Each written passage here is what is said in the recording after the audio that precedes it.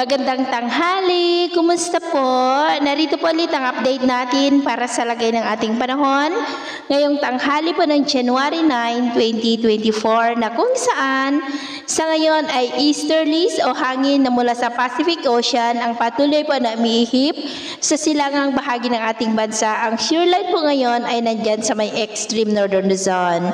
At sa ating long range forecast, consistent pa rin na walang bagyo na namamataan na tatawid dito sa ating bansa hanggang po sa susunod na 2 linggo.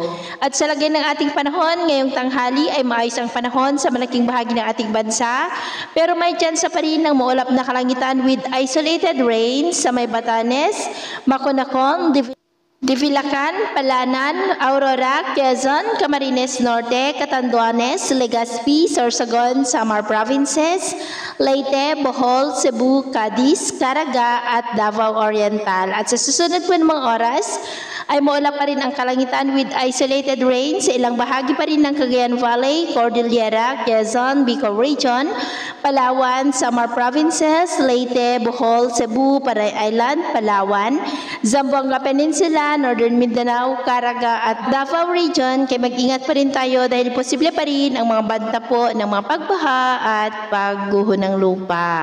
At sa atin naman pang mga baybayin, may kataasan pa ang mga alon sa silangang baybayin ng ating bansa at sa seaboard po ng extreme northern Luzon. Ng mga alon ay posibleng aabot hanggang po sa 1.5 to 2.5 meters height. Kaiwasan muna natin ang papalaot dyan sa mga may kulay pula para mas makaiwas sa mga sakunang pangkaragatan.